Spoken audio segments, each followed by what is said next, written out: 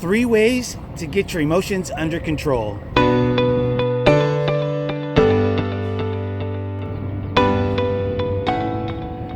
Hello, all you beautiful souls out there in my social media family. How are you doing today? My name's Chris, and I'm here to help you find your happiness.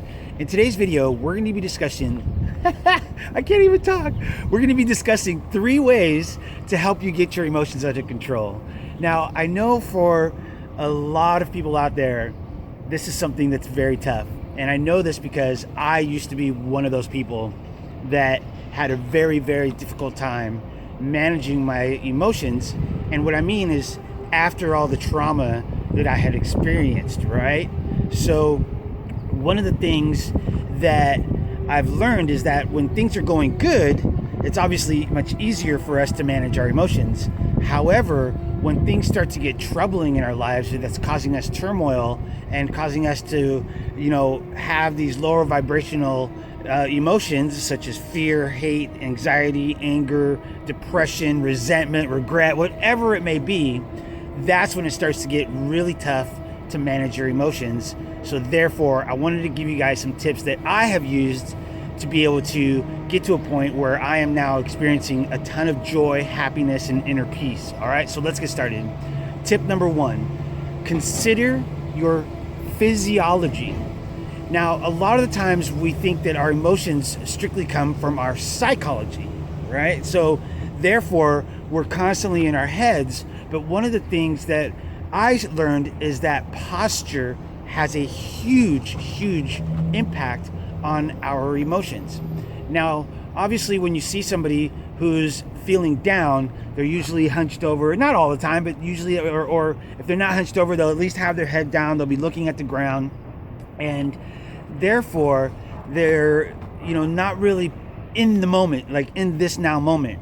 So one of the things that I learned was that posture can really help change that mental state of being.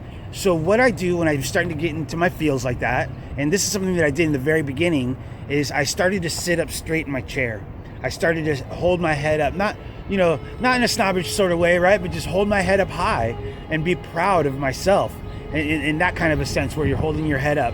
And what I noticed is that when I would sit up and, kind of put my chest up and keep my head up, and while I was, let's say if I was just out walking or if I was just sitting in front of the computer working, I noticed right away that it was something, I don't know exactly what it is. It has something to do with your physiology, and I wish I had some scientific proof behind this, but all I have is the experience that I have gone through and how much that changed just my mental state just by starting to sit up. And if you're at home right now, try it.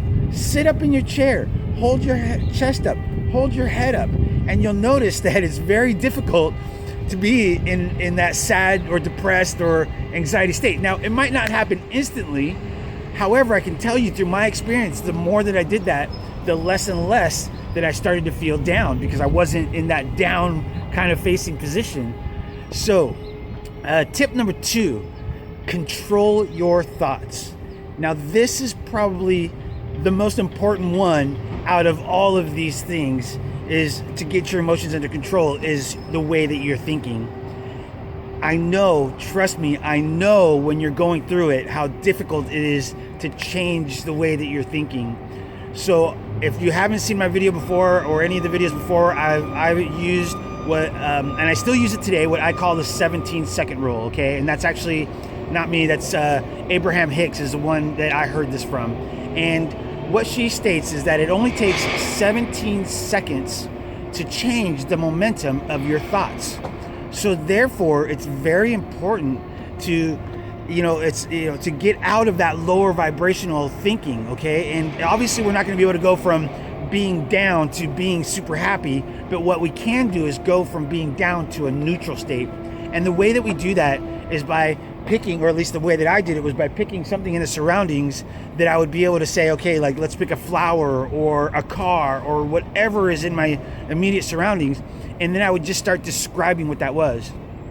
Another thing that I would do is just, if I couldn't focus on one thing per se, I would sit here and I would start to describe where I physically am. Like, for example, right now I'm standing under a tree. I'm in Union Square, and I would continue to go on from that for another 15, 16 seconds, to where that point all of those previous momentum of those negative thoughts are now gone. Okay, and this is something that you may need to do 2 or 3 or 4 times in order to get yourself to that neutral state, and that's okay. So tip number 3 is meditation.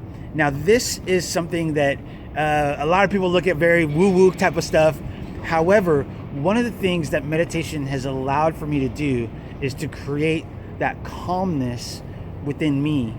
And in doing so, it has started to, come out and be in that calmness is now in my external life as well.